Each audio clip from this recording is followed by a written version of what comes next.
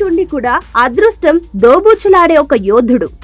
కోట్లాది మంది అభిమానులు జస్టిస్ కోసం సోషల్ మీడియాలో యుద్ధాలు చేసే ఏకైక ఆటగాడు.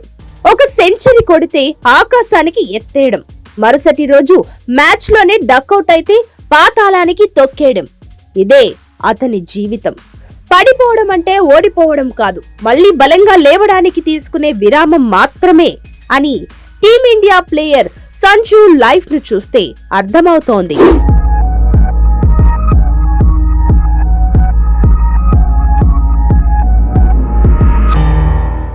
సంజు శాంసన్ కథ కేరళలో మొదలవ్వలేదు.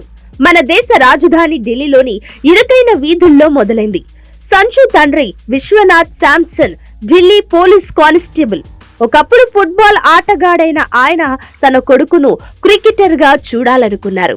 అయితే ఢిల్లీ అండర్-13 సెలక్షన్స్ లో జరిగిన రాజకీయాల వల్ల సంజు టాలెంట్ కి అన్యాయం జరిగింది.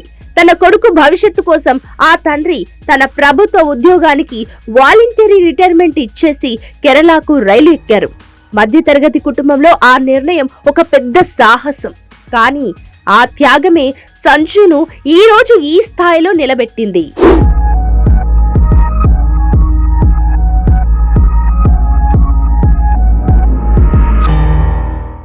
2008 ఐపీఎల్ తొలి మ్యాచ్ లో బ్రెండన్ మొక్కల్లం విధ్వంసాన్ని టీవీలో చూసిన 14 ఏళ్ల సంజు తాను ఆ జెర్సీ వేసుకోవాలని కలలు కన్నాడు. అప్పటి వరకు ఐఏఎస్ ఆఫీసర్ అవ్వాలనుకున్న సంజు ఆ రాత్రే తన గమ్యాన్ని మార్చుకున్నాడు. 2013లో రాహుల్ ద్రావిడ్ కంటపడడం సంజు కెరీర్ ను మలుపు తిప్పింది.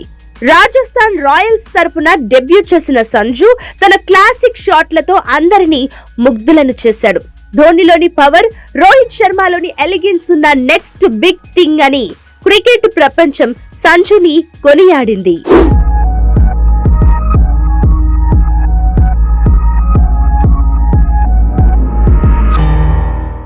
సంజు కెరీర్ లో అతిపెద్ద శత్రువు అతనికి వచ్చే అస్థిరమైన అవకాశాలే. 2015లో టీమిండియాలోకి అడుగుపెట్టిన తర్వాత మళ్లీ జెర్సీ వేసుకోవడానికి 2019 వరకు వేచి చూడాల్సి వచ్చింది. రిషబ్ పంత్, ఇషాన్ కిషన్ వంటి వారికి దక్కినన్ని అవకాశాలు సంజుకు దక్కలేదనేది అభిమానుల ఆవేదన. ప్రతిసారి టీం ప్రకటించినప్పుడు జస్టిస్ ఫర్ సంజు అనేది కేవలం హ్యాష్ ట్యాగ్ కాదు, అది కోట్లాది మంది భావోద్వేగపు విప్లవం అయ్యింది. 2024లో బంగ్లాదేశ్ పై ఓపెనర్ గా వచ్చి 40 బంతుల్లోనే సెంచరీ బాదిన సంజు తన విమర్శకుల నోళ్లు మూయించారు. ఆ తర్వాత దక్షిణాఫ్రికా గడ్డపై వరుసగా 2 టీ20 సెంచరీలు చేసిన తొలి భారతీయుడిగా చరిత్ర సృష్టించాడు. ఒకే క్యాలెండర్ ఇయర్ లో 3 టీ20 సెంచరీలు కొట్టిన ఏకైక ఆటగాడిగా రికార్డు సృష్టించాడు.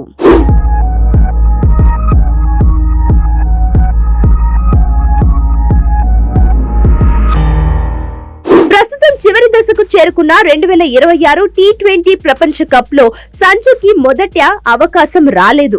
కానీ కొన్ని మ్యాచ్ల తర్వాత అభిషేక్ అనారోగ్యం కారణంతో వచ్చిన అవకాశాన్ని అందిపుచ్చుకున్నాడు.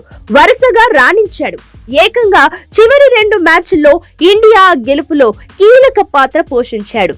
క్వార్టర్ ఫైనల్స్, సెమీస్ లో అద్భుతమైన ఇన్నింగ్స్ ఆడి టీంను ఫైనల్ కు తీసుకొచ్చాడు.